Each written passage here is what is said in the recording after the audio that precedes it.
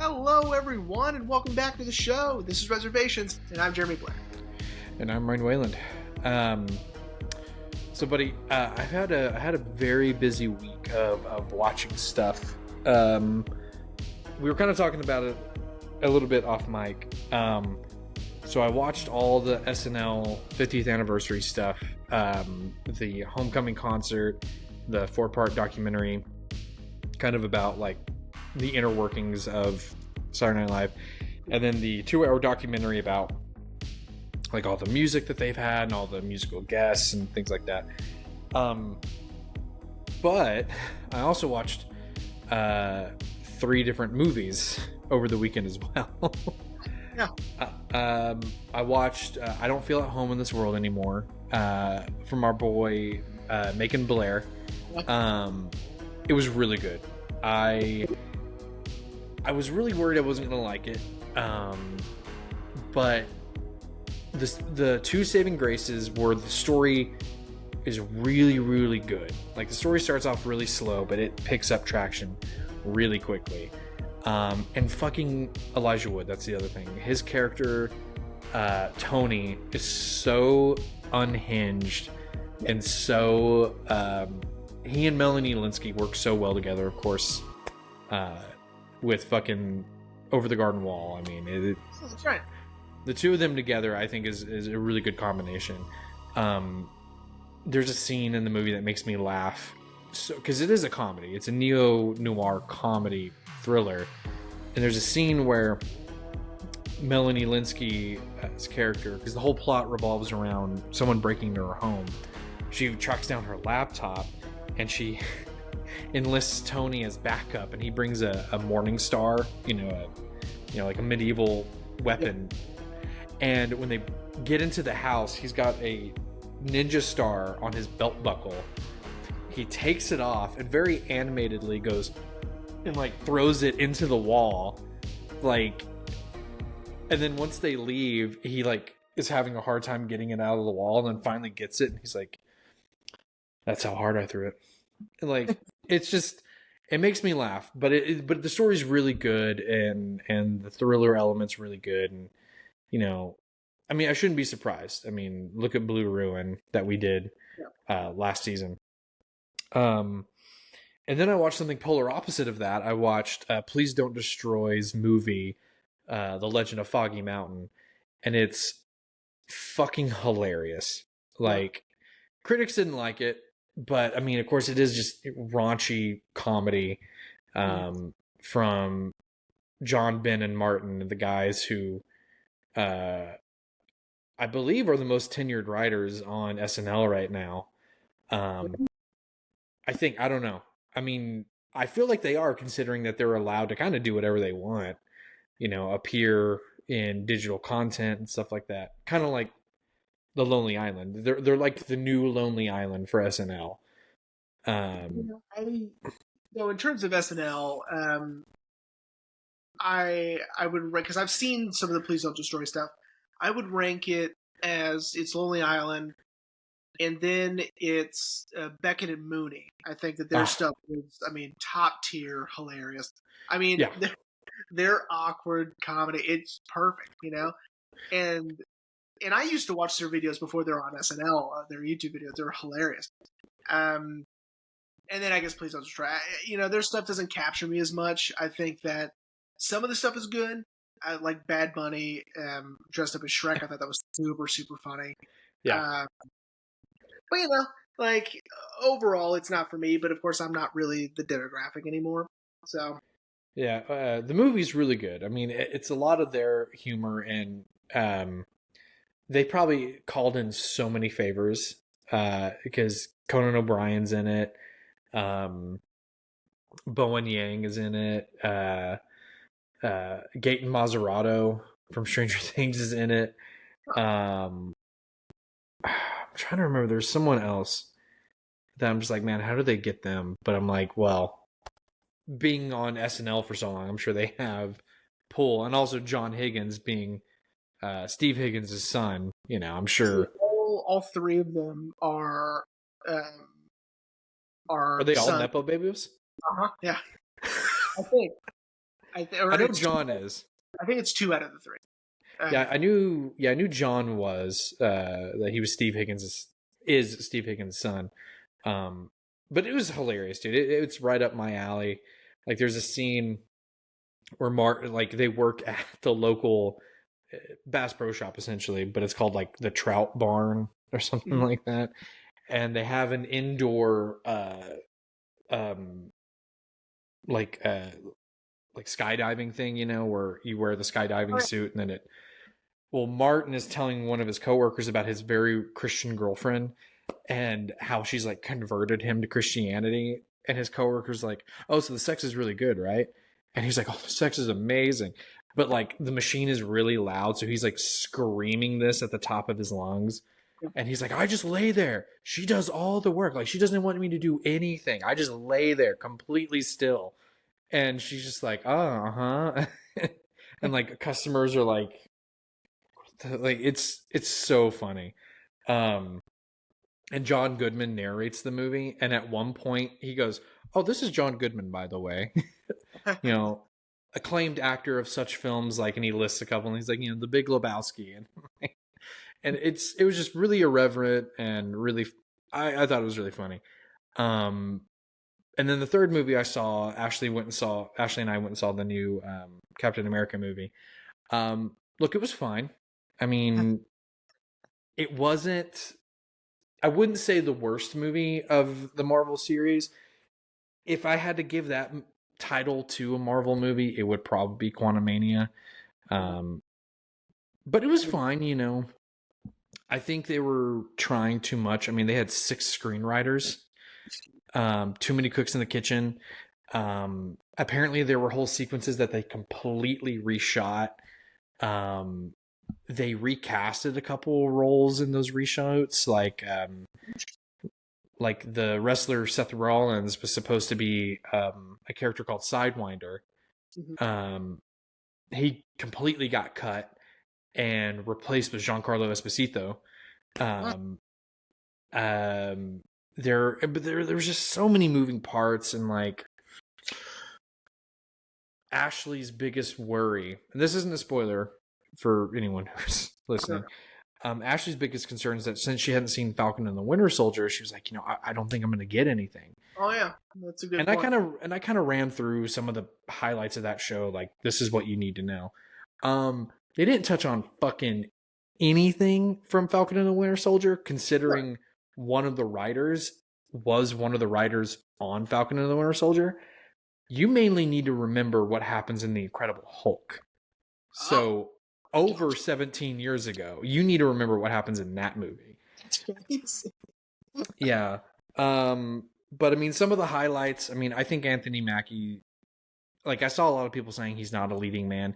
I think he did really good as the leading man of this film. No, I feel bad for him. I feel bad that this is the movie that he is, leading in, because to me it seems like, I haven't seen it, so I don't know.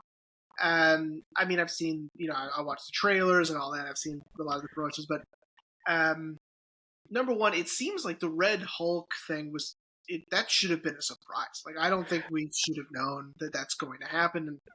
And now, correct me if I'm wrong. We'll get to the movie in a little bit, by the way.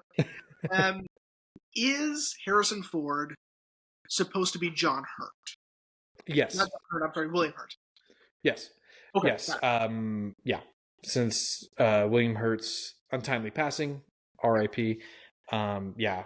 Apparently Harrison Ford came to Marvel and was like, "Hey, I'd love to do anything with you guys." And I think Kevin. Weird.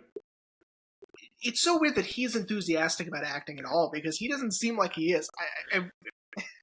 Do I have this joke with you? I don't remember who I joke about this with, but it's he's always about to finish a chair or a table or something, because he was a carpenter before he was an actor. And then he gets a call for another role, and then he smashes it because he goes and does the job, and he comes back and he's almost done, and then they call him for another role. Because he never stoked about doing it. I think kind of where he's at in his life and his career, I think he truly just wants to have fun. Like, I read an article, like an interview he gave recently about the fifth Indiana Jones movie. Like, he doesn't care that it tanked. I think he just cares that he had fun and he got to be one of his iconic characters. Which I mean, I feel like where Harrison's at in his career, he's allowed to. Like, I just want to have fun. Yeah, he said apparently getting to mocap Red Hulk was the most fun he's ever had. Because that's really him mocapping Red Hulk. And you're right. I watched a video today from a YouTube channel I know I've talked to you about called New Rockstars. They talked about how what he thinks when they probably already had the plan to include Red Hulk, but it was probably initially supposed to be a Act 3 twist. But with William Hurt passing away and then getting Harrison Ford as replacement, Marvel quickly was like, "Oh, we gotta let people know that this is happening." Which, on the one hand, I get it, but on the other hand, I'm like, "Nah, man, save it." Like, don't get me wrong, that whole third act sequence was really cool. They've really refined the CGI, with mocapping Harrison's face and his body movements. They've really refined it, and it was a really cool sequence. But I was just, on the whole, on my Letterboxd, I gave it a 3. It was fine. I think of the Captain America films, besides Civil War is its own category because I love that movie. Yeah. But of the Captain America films, I think Winter Soldier is the best one. It is so good and it definitely feels like that's what they were trying to recapture, this sort of grounded espionage film. And where I appreciate that, I was just like, I think if they really had focused on one singular story instead of having all these kind of branching things that they were trying to set up or pay off or something like that, I think it would have done significantly better. It's either do it or don't, like, even Winter Soldier didn't go full espionage or whatever, which was but yeah, to me, like, I thought Falcon and the Winter Soldier was fine. I couldn't tell you a thing that happened, honestly. Sorry, that's my daughter. She's yeah, I couldn't tell you a thing that happened, and honestly, like, from what I've seen, it looks boring. But it's just, but I don't know. I haven't seen it. I may see it eventually. I don't know. Yeah, I mean, if you do, we can talk more about it. But I'm honestly kind of over all of it. So it was fine. When I was telling Mom about it, she was like, "So it was an entertaining movie." I'm like, "Yeah, it was an entertaining movie." Now I'm really excited for the next 2 Marvel movies we're getting this year, Thunderbolts in May, and of course Fantastic Four in July. I'm just really hoping that Thunderbolts answers a question that I'm not going to say here because it could potentially be a spoiler. I'll tell you when we're done. But I'm hoping Thunderbolts answers a question, or maybe doesn't address it either. I don't know. But anyway, yeah, buddy, I've been very busy this week or last week, and I was like, I'm gonna save all of this for the show. And I said that I told you I was gonna say this off mic when we were talking off mic. I'm gonna say it on mic. And I don't mean this to offend anyone. And if you are struggling with this, I'm not trying to make light of it. But when I was watching the SNL 4-part documentary, one of the episodes is about all the writers that SNL employs.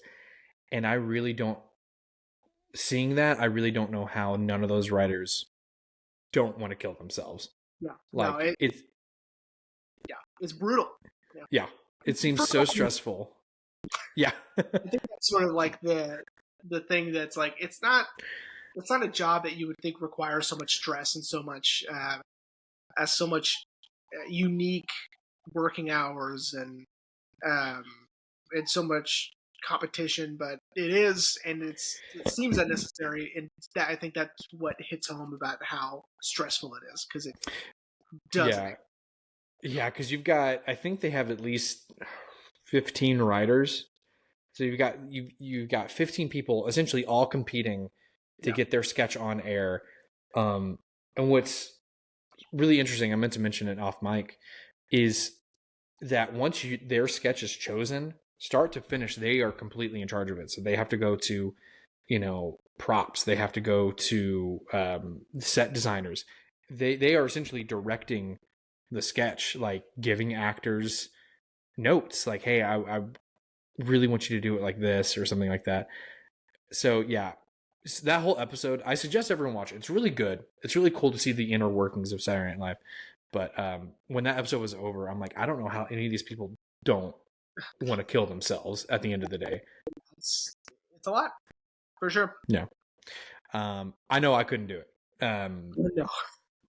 I mean, I like thinking of funny bits, especially when you and I are kind of bouncing ideas off of each other. But having to sit there week after week and think of a new bit.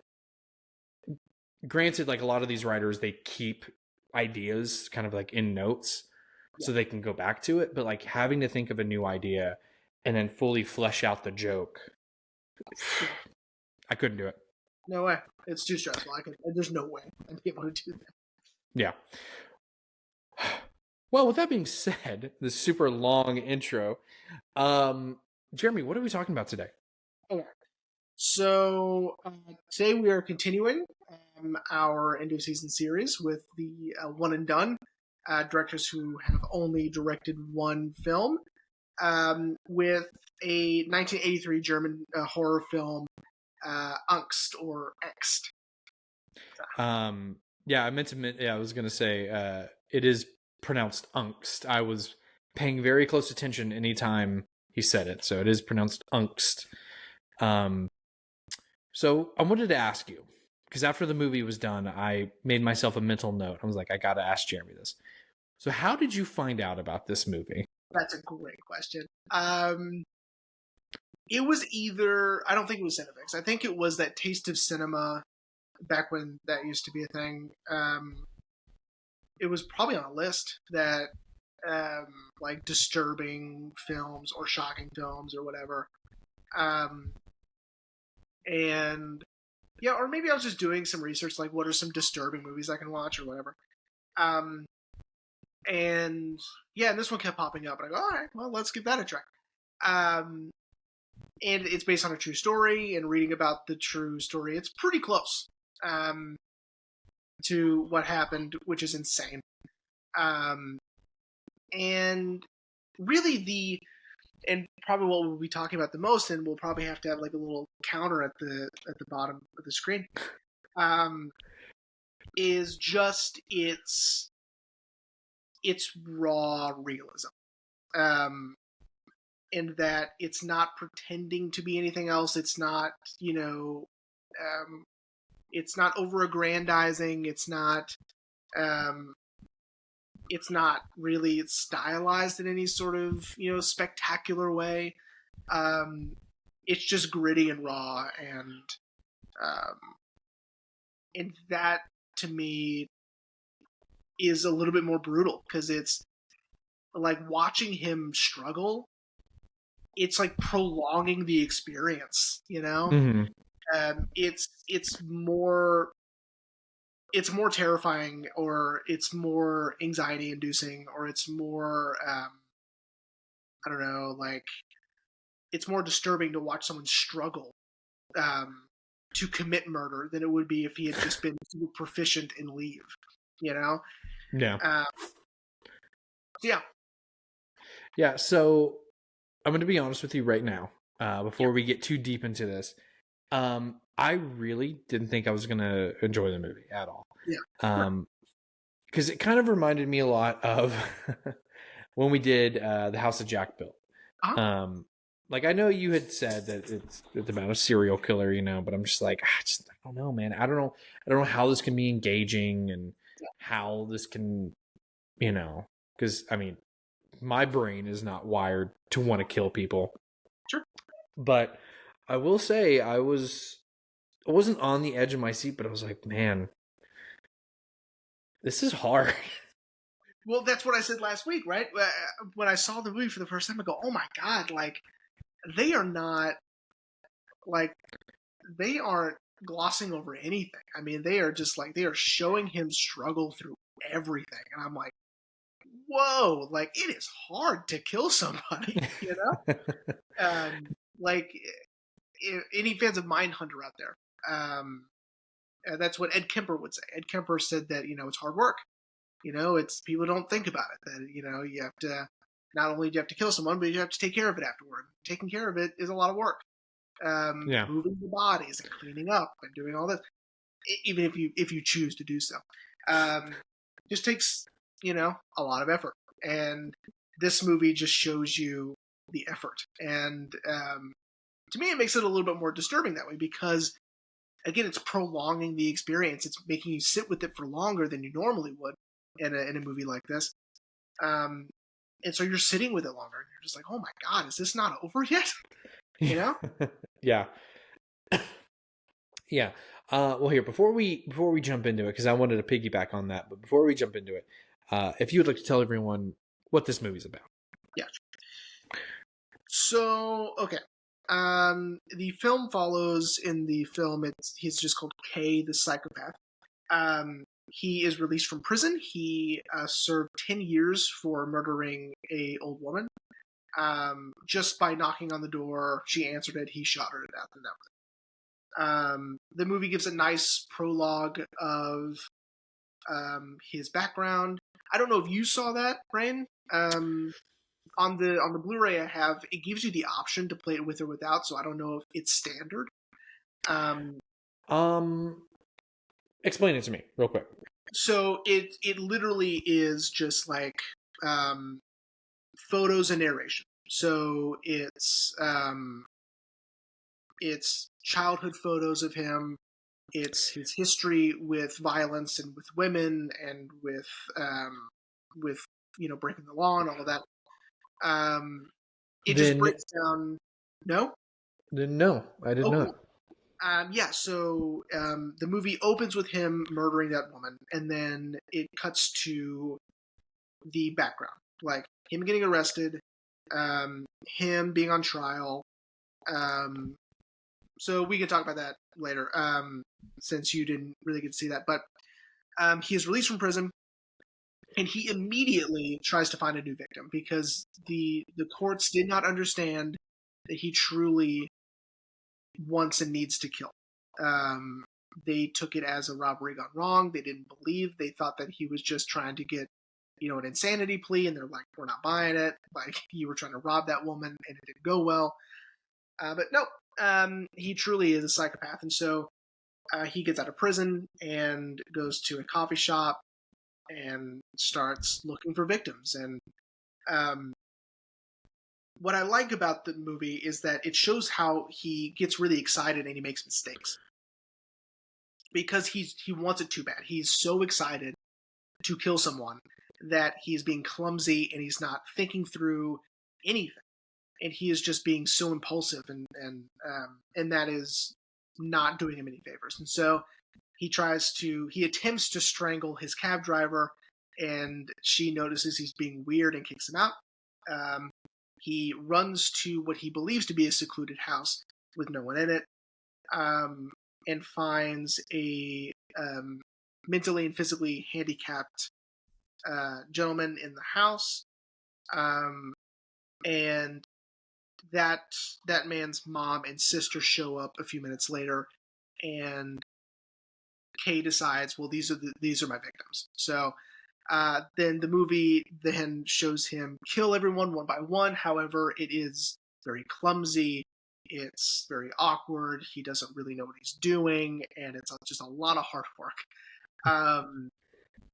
And when he finally kills everyone, the next morning, he starts to clean up. He starts to put all the bodies in the trunk of their car because he's going to take them and do God knows what with them. I read to use as a fear tactic for future victims, since he likes to see the fear in their eyes.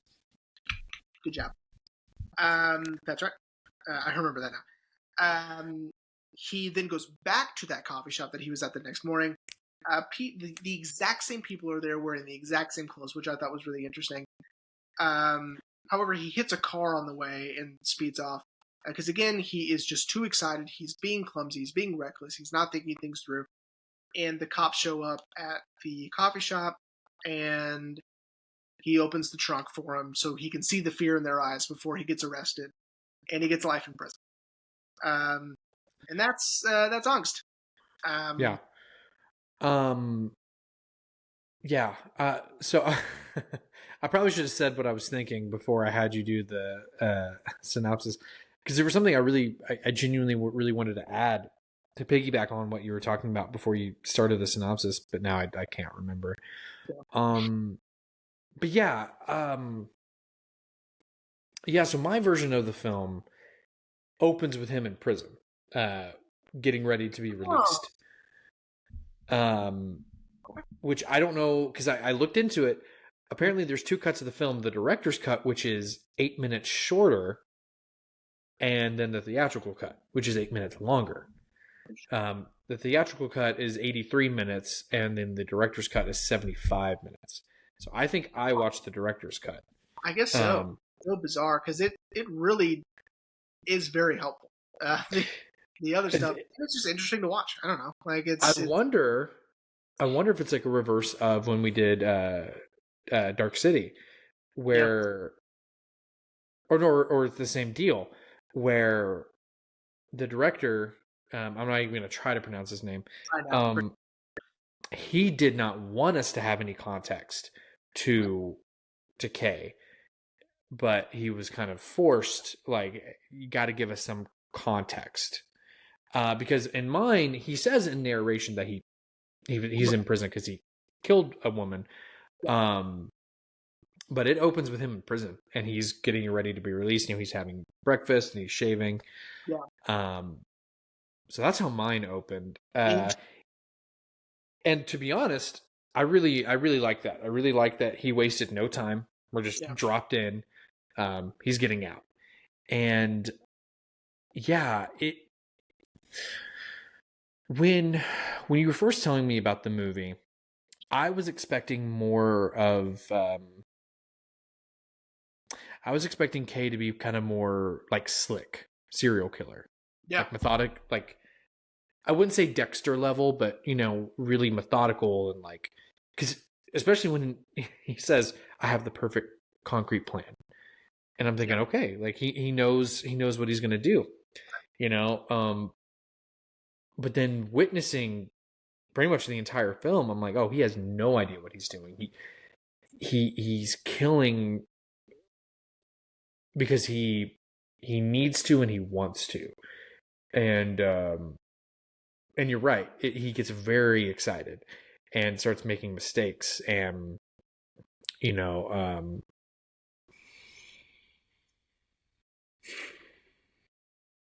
I almost I wasn't rooting for him, obviously, but I did kind of want him to get away with it after he leaves the house. I kind of like, there's like, at this point he's got to get away with it. Yeah. But the fact that he's so excited that he rear ends that car, I'm like, oh, okay, he's not going to get away with it then. But yeah, I really found it so fascinating how you're right that it's not very stylized, like the house that Jack built, for example. All his kills were very stylized, and of course that's Lars von Trier. But they were very stylized and very, meticulously thought out and almost kind of perfect. As were Kay, it's not perfect at all. Right. And I kind of like that, this sort of refreshing take of the serial killer who's so excited to kill that he starts making mistakes. Mm-hmm. Yeah. It's a really interesting take on this genre.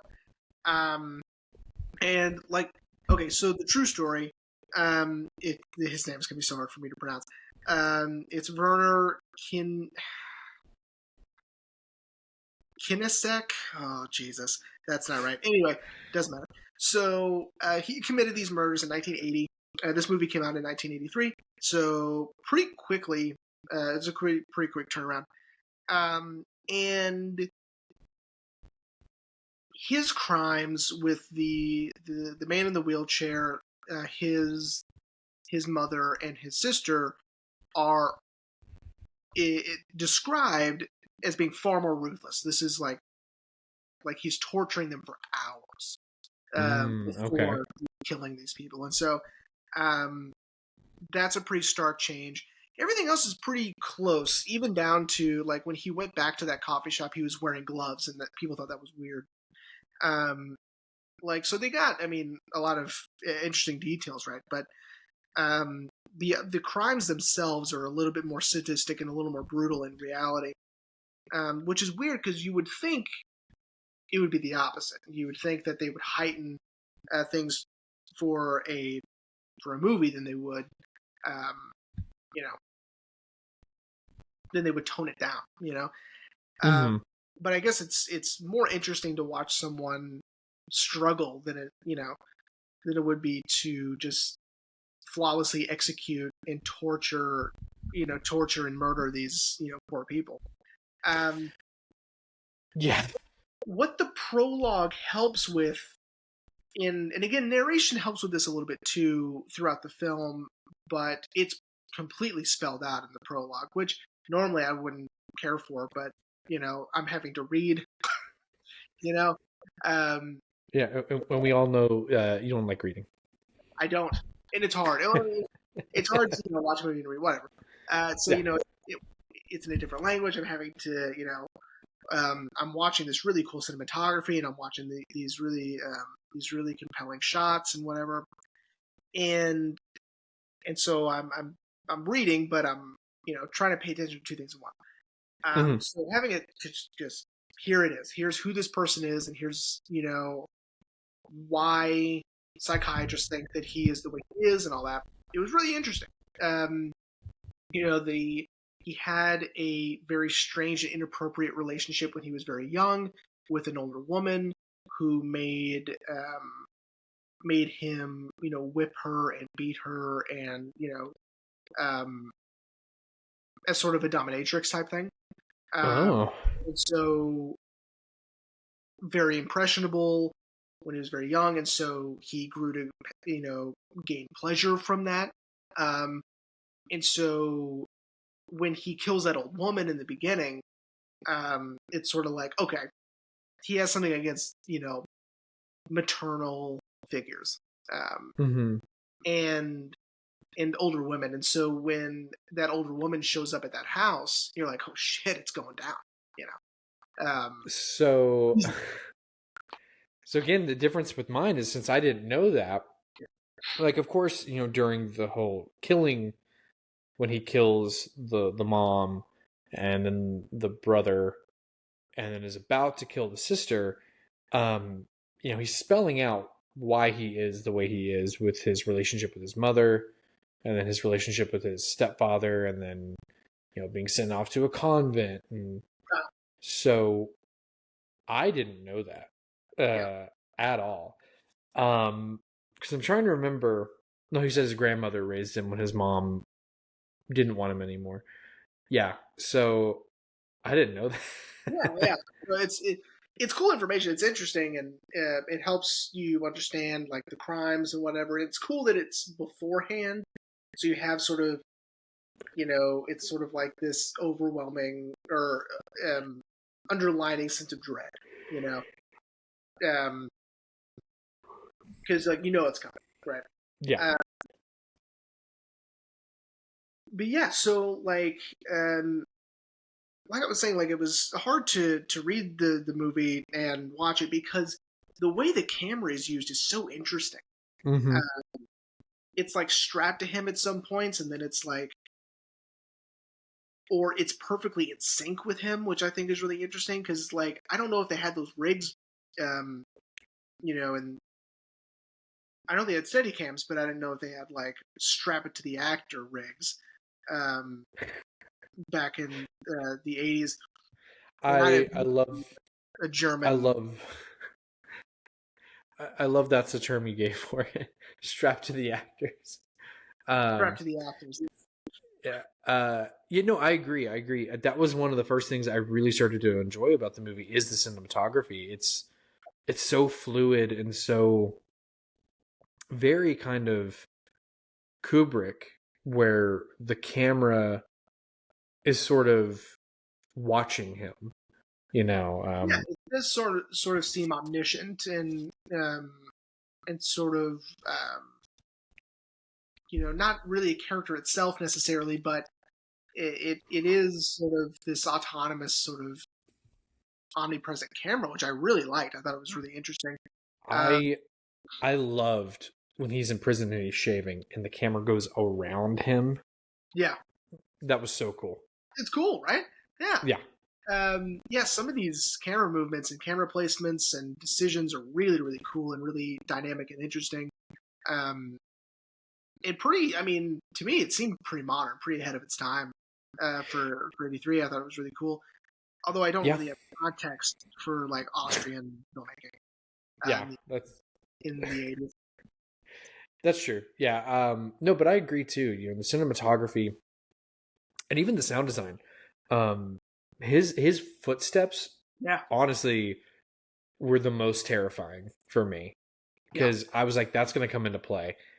It didn't, but the whole time I was watching, I was like, the fact that we can hear his footsteps and they're so crisp and so loud, terrifying.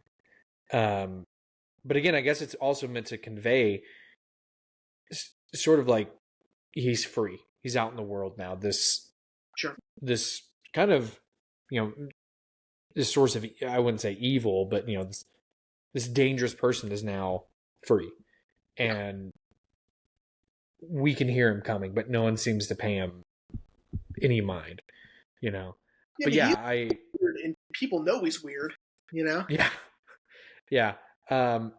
Dude, can I talk about the grossest thing? And I get it. Again, this goes back to what I was saying about the sound design.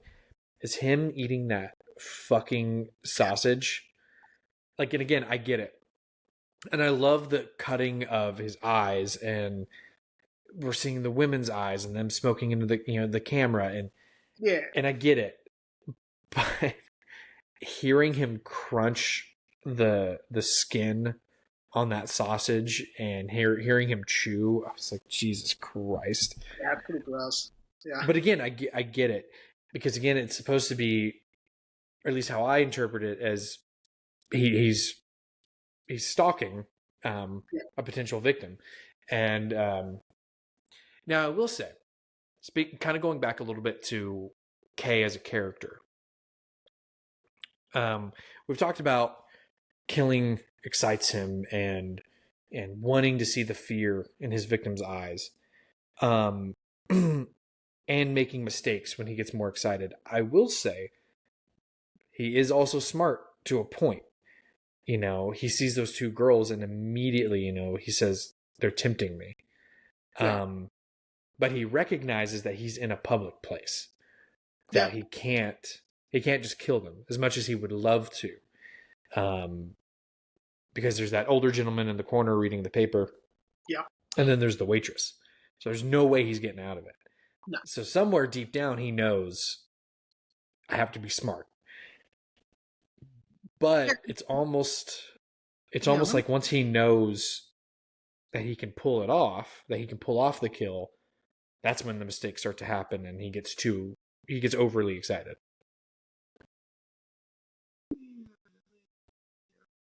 And I'm trying to see, like,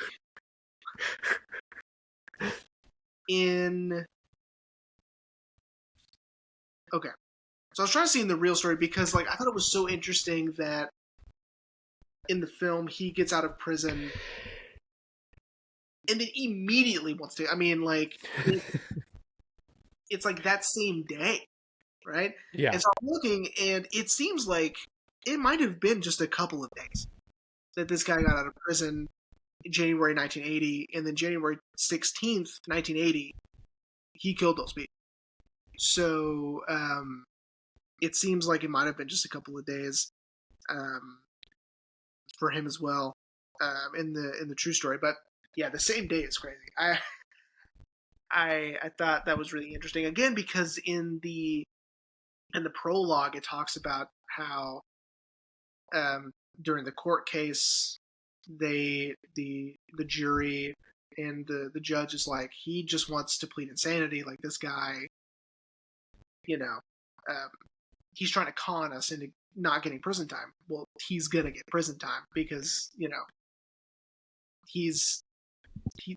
because who is murdering just for fun, And, Yeah. And it shows the murder in the beginning of the movie, in the prologue, where he's just holding a handgun and just in broad daylight, just going down the street and checking doorknobs, to see if like a gate will open or if a front door will open. And he found a gate that opened, and he just knocked on the door, and this woman answered and shot. So, which great. And again, that is really interesting that we indirectly both saw two different cuts of the film. Yeah. I'm trying to decide if I would have liked that or not. I don't know. Because I really like, we've talked about it with other films. I really like when a filmmaker with something like subject matter, something like this, just kind of drops us into the world. You get no context. You'll figure it out as we go, kind of thing. So I'm trying to decide if I would have liked this context beforehand, but I don't know. I guess I'm gonna have to rewatch it, see the version that you've seen. That way I can make a fair judgment. Because again, I really liked not knowing any context. And again, that could have been, what's his name again? The filmmaker? Was it like George? No, hold on. Gerald Kargl. Gerald. I'm just going to call him Gerald. That may have been Gerald's intention, which is the audience is going to learn who this guy is later. But again, I don't know. No, it makes sense. It gives a sense of realism. It gives a sense of uneasiness because you don't have any context. You don't know who this person is. So it makes you feel a little bit more uneasy, I suppose, which is going to come really into play next week. But well, I'm gonna tell you a fun fact that you are not going to be surprised about at all. Okay. And I'm reading this and I believe it. I don't think it's exaggerated. Okay. Okay.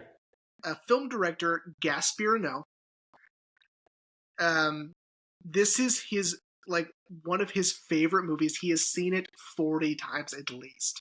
I want to say the poster that I found when I was editing last week's episode.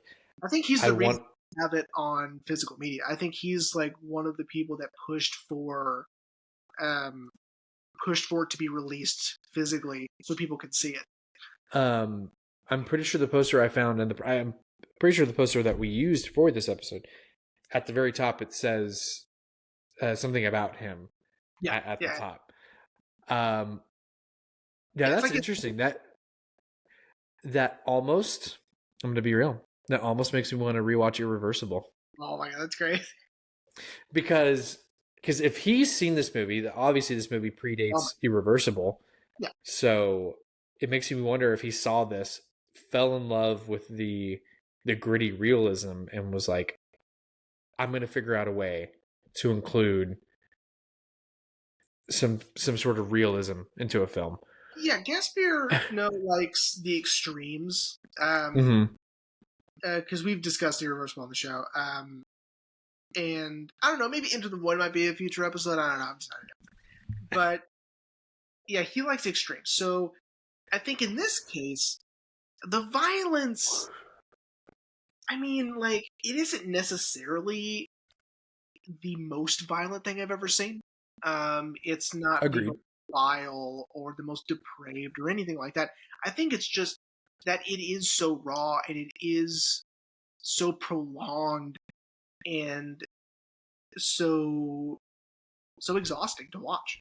And you just sit with it for so much longer than you normally would that you're just like, oh my God. Just so that in and of itself is brutal and it's extreme in its depiction of murder in this hyper realistic way. Yeah, I agree. Yeah, because I did read. I didn't read into it further, but I did read that because of how violence is shown, it was banned in quite a few European countries. Um, which I mean, I get it, but also I feel like if the film kind of glossed over the violence, I feel like we wouldn't be talking about it. Yeah, Talking about the movie today. Not saying that a film needs to be violent to be remembered, but with a movie about a serial killer, we need to see the violence, and it doesn't need to be cut. It needs to be raw, unfiltered, and yeah, like we've both been saying, exhausting. Like when he finally kills the mom and takes a second to breathe, I was like, Jesus Christ. yeah, But then the sudden realization, because even I forgot, like, oh shit, I have two other victims that I need to take care of. yeah, Because I even forgot about the daughter and the son as well. yeah. Uh, and now I think I might have missed this. Was the daughter trying to seduce him to keep him from killing her? Because I noticed she was like kissing him on the cheek, and like Yeah, when I he mean, was, it may be something like, a last ditch effort to save herself. uh-huh. Um, I mean, it didn't work. Um, Yeah. but here's something interesting about that scene in the tunnel, which again, Gaspar Noé, good job. Um, He's also like, I'm going to include a tunnel Or through sequence. the tunnel. Yeah, tunnel. That's a good idea. Um, yeah, is the and I can't imagine just the how vile it would be to be in this situation. But they used pig's blood. They didn't use prop blood. This wasn't fake blood. They used pig's blood for that secret. Oh my god. Ugh. Like I can't imagine because he's also having to put it in his mouth. Um, which is insane to me. No wonder Well, I'm wondering if him vomiting was for real. I didn't see anything about that in my research, but um, I mean, clearly he didn't have any irreparable damage, considering he's still alive. That actor's still yeah, no, alive. So, I just can't. Oh, I can't be imagined. Just like yeah, and that's really interesting, because in a lot of the behind the scenes footage I've seen of like other films where they've had to use, like fake blood and guts, they all usually say, like all the actors usually say, it smells awful. yeah, Because it's usually obviously like an animal's of some sort. And they always say it smelled so awful. I can't So imagine. yeah, I didn't know that. I didn't look into that, but It's yeah, I crazy. can only. But here's the interesting thing, though. It makes me wonder if they did make some prop blood as well, because after he kills the daughter, she's got blood running down her face, which obviously the majority of the blood covering her face, I guess, would now be the pig's blood. But then there's these really thick lines kind of like on her face and around her mouth. Yeah, And that didn't look real. So I was like, so now I'm wondering if that may have been the prop blood that they made. I don't know, man. They didn't say anything about prop blood. They're like, they use pig blood. I go, oh my Oh, god. dude, what if that was just like the pig's blood like congealing? Ugh, It probably was 100%. God. And yeah, I mean, and you know, and in that scene, of course, he's finally getting to like murder someone like he wants, I guess. Um, even though it has to be really quick, he's constantly talking about how this is happening too fast. He's not getting to revel in it. He's not getting to experience it. You know, and like you had pointed out, that he likes to see the fear in their eyes. Um, it's that's the most intense, the most violent, the most disturbing I think the movie gets. in terms of like traditional horror is that Yeah. and the stabbing. And you can tell that there's like a prop guy just squirting him with a bottle. When it's when the camera's on him, because it's just like squirting at him. So much. Yeah, it truly is like, yeah, in terms of horror, yeah, this was yeah. Although I do have questions. But maybe your version of the film can answer. Was he trying to also participate in some necrophilia? Because Yeah, he did violate the corpse after she had died. And then thinking about taking the bodies with him to use as a scare tactic excited him again, and that's what that was when he was moving the mom's body, right? Mm-hmm. And yes, so he gained sexual gratification from these murders, and he did violate the corpse because his pants were down. Yeah, because again, since I didn't have any of that context, so when it cuts back to him in the morning and his pants are down, I'm just like, either A, you did that, or B, that was the actor's choice to be like, hey, no, I think you should wake up and his ass should be hanging out. And they're like, okay. But I had a feeling it was A, that he, yeah. Okay. So this part of the movie made me scratch my head a little bit, because I understood that he was excited and that he was like, yeah, I can use these bodies as a fear tactic to kind of, show future victims. But him also running around the house, like trying to clean up, like himself, came across as more frantic than anything. Like almost like, I need to get out of here. Yeah, well, I read that as he doesn't know what's going on. He doesn't know who these people are. If more people live in the house, right? And like, yeah, he's probably just also excited to take the bodies with him and find another victim so he can, use these bodies, He's just too excited. I thought it was absolutely insane that he changed his pants and his jacket, but not his shirt. That was so crazy, because I'm like, you're doing all the rest of it, man. It was already off, That was. I thought he was gonna. So I had a suspicion he was gonna put his shirt back on.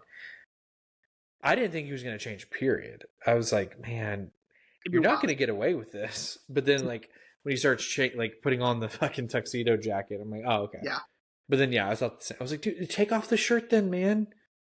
Then he's got to put on the O.J. Simpson gloves. He did, yeah. I do find it interesting, though. I thought this detail was interesting, and maybe you can shed some light on it since you have context. That he didn't do anything to the dog. Yeah, I thought about that. I was like, I don't know why he didn't just kill the dog or whatever. I guess because the dog can't technically snitch on him. I don't know what the problem was, because in the opening narration, it talked about him, hurting animals in the and then when he was living in that convent, he killed a pig. Right. So I thought the same thing. Like, I don't know why he's not killing that dog for, or like bringing it with him. I have no idea what it is. Yeah. It's like all right, now you're my co-pilot.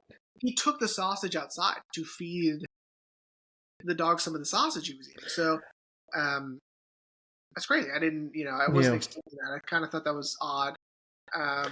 It makes me wonder, because I mentioned earlier in the show that he is a little smart. It makes me wonder if he knew how ridiculous he was now looking and knew, I'm not getting out of it this time. Yeah. And was like, since there's going to be no one to care for this animal, I'll feed him something really good real quick.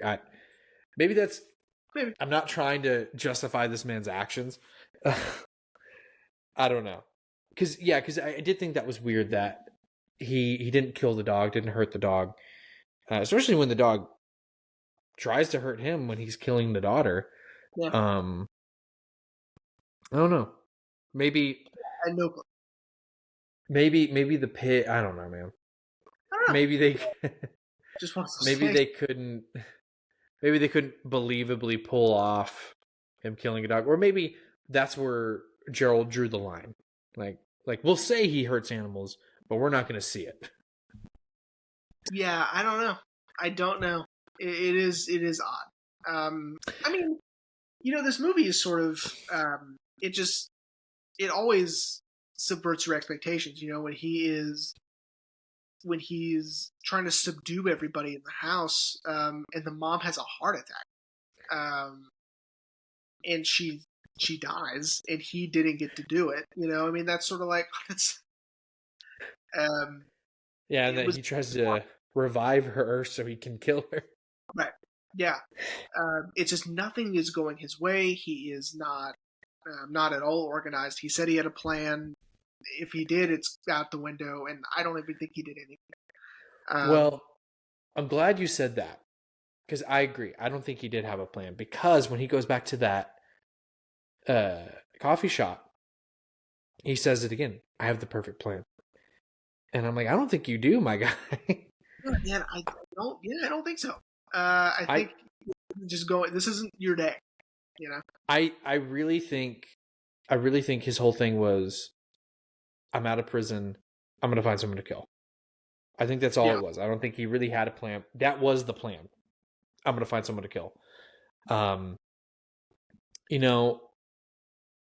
This movie is very, very interesting because, again, as we've talked about with other movies, our main character is not a good person, and we're us, the audience, we're having to watch him. I mean, he pulls it off, but these horrible acts, and we have to sit with it as well. It's a very interesting position to put the audience in, I feel. Yeah. Yeah, I mean, it's weird following this guy, and you're kind of, it's, again, we're not rooting for him. Yeah, no.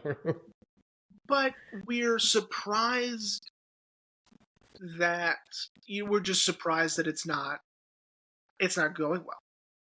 Yeah. And just the struggling and the improvising and the snap decisions, and it's all just so overwhelming, and it's exhausting to watch, and like him not going through the front door. He broke a window. Yeah, dude. Okay. Why break a window? There was another thing that was bothering me is the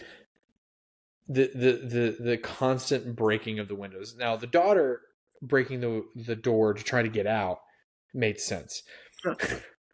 But the fact he breaks the other door, the other glass door, to get back into the house to start collecting the bodies. Mm-hmm. I'm like, dude, you already broke a window. Just go through. Like, what? I don't know. Yeah. But again, like what we've been saying, he's making all this up on the spot. He's improvising, and he doesn't have a plan. Yeah. Yeah, I mean, it's, again, this movie is very unique, and so we have a pattern so far with these three films where Night of the Hunter and Johnny Got His Gun, and this one, they all have very unique styles, and they're all interesting and compelling and innovative and, interesting to watch, and, really, really dialed in these styles, and in, the visual language, especially the camera, and in these techniques that they're using are really interesting. So it's weird to think that they didn't do this again, and it's I couldn't find anything about why this guy didn't do this again. it just said that he did commercials after this, I think. But yeah, no more feature films for this guy, and I thought that was weird because, it's heinous and it's sadistic and disturbing and exhausting, but it's interesting, and it's something that can be studied, and and at times it is very compelling to watch. And so it's interesting that he didn't continue to do so. Yeah, that is, again, we still have one more episode of this series, but it is really interesting that so far of these 3 films that we've done, that the directors didn't go on to make another one. Like we discussed in Night of the Hunter, Charles Laughton probably felt too disheartened by all the negative reviews of his film. Dalton Trumbo probably maybe didn't like directing, so he went back to writing, or just continued to write. And Gerald, since he's an Austrian director, we'll probably never know why he didn't want to do another one. Maybe this was his magnum opus. He was just like, I just want to make a film. There we go. According to IMDb, he is still alive. There is a chance, a chance we get one, his final movie. That's right.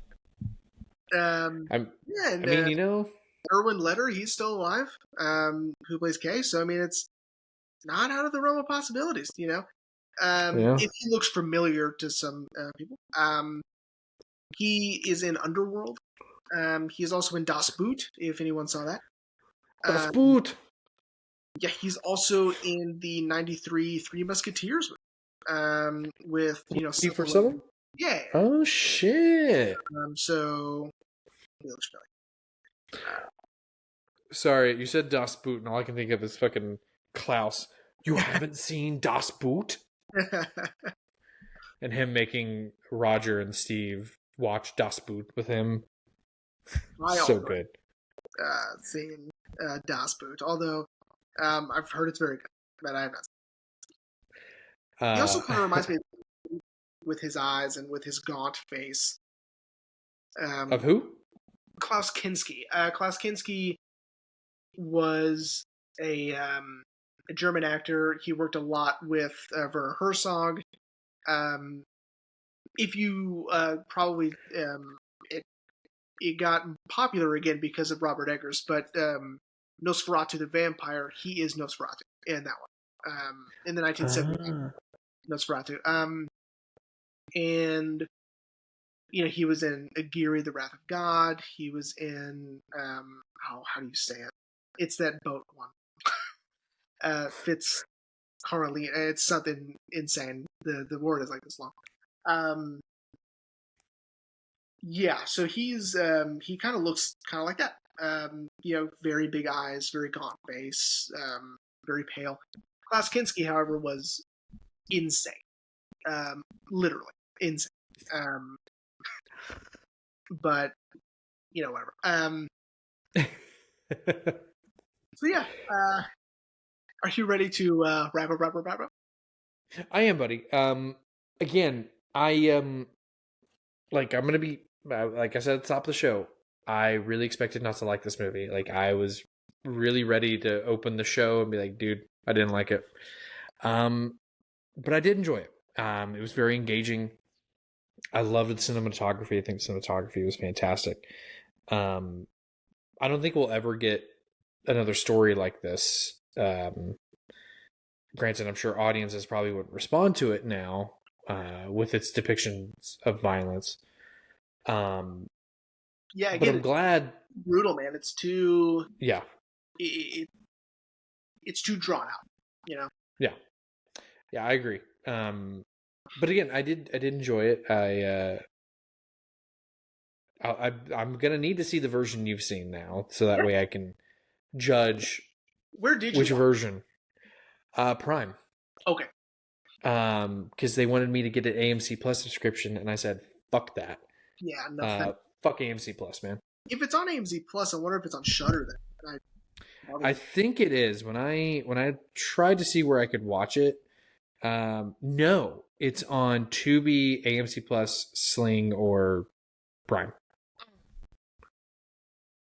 Interesting. But yeah, man.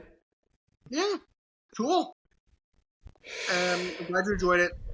If you can say that you enjoyed it, you know what I mean? It's hard with movies like this. It's like, oh, I loved it, you know? What do we Oh my god, man. What do we gasp here? No, you know what I mean? Like, it's crazy. Yeah. Yeah, so, yeah, very cool. Okay. We got one more. And I kind of cheated. There's, for this movie, there's 3 directors, technically. 2 of them never did this again. So I chose those 2. Pick one, it doesn't matter. Never made a movie again. One of them went on to make more. I haven't heard of them. This one I've heard of because it was a part of the Criterion Collection. I heard about it probably through also those lists of like disturbing films or like films that are, you know, hard to watch or that are, you know, sort of uncomfortable, right? Okay. Anyway, that film is 1992's Man Bites Dog. And it's about a documentary film crew that follow a serial killer and just follow him along throughout his days as he, you know, goes and visits people, goes and does his murders, goes and does, you know, other things. And they end up helping him through some murder. Like, they end up, like, assisting him when he needs it. You know, sort of making that boundary of documentary filmmaker and subject. It's considered a dark comedy, a satire, it's all, you know, it's a crime drama, a serial killer movie, whatever. What I found really interesting was the French title translates to "This Happened in Your Neighborhood," which I like better than Man Bites Dog, but I get that's more punchy, I suppose. To say that, like, this could happen anywhere. Like, this is so... this is presented in such a way that it's not out of the realm of possibility. Now I have a question for you. Did you intend on picking 3 movies that follow serial killers? No. No. I mentioned that I was talking to Ashley about Angst, and she was like, "Didn't y'all just do a movie about a serial killer?" And I was like, "Which one?" She was like, "The Night of the..." I was like, "Oh, The Night of the Hunter?" And she was like, "Sure." I was like, "Yeah, technically." I was like, "The serial killer element is not pertinent to the story. It's just that's something about that character." But yeah, I wanted to get this one on Criterion. I don't think I'm gonna have time to get it. Thankfully, most of Criterion's films are up on Max, so I'll be able to watch it there. Yeah, this one is on Max or on HBO Max, whatever you call it. So it is available there to watch. So, yeah, I'm excited. I have not. This one I haven't seen. So really, so it'll be your first watch for the both of us. So I've started it a few times because I would get really excited about it, and I would go, "I'm going to watch it." And then I would get distracted, and then I would watch it. Or I would get it started, and then, you know, like, again, it's a lot of reading, and so I was like, "I'll do it later," you know. Yeah. I didn't have like a motivation for follow through. Not that it's not a good movie. It is. It's very interesting and it's compelling and it's a very interesting premise. And yeah, so I'm excited about this one, and then that's it. Nice. Yeah, man. We'll talk more about it next week. But man, yeah, here we are getting to the end of season 10. So, but all right, everyone. Well, we hope you enjoyed part 3 of our end of season series on Angst, and we will see you next week for the finale, Man Bites Dog.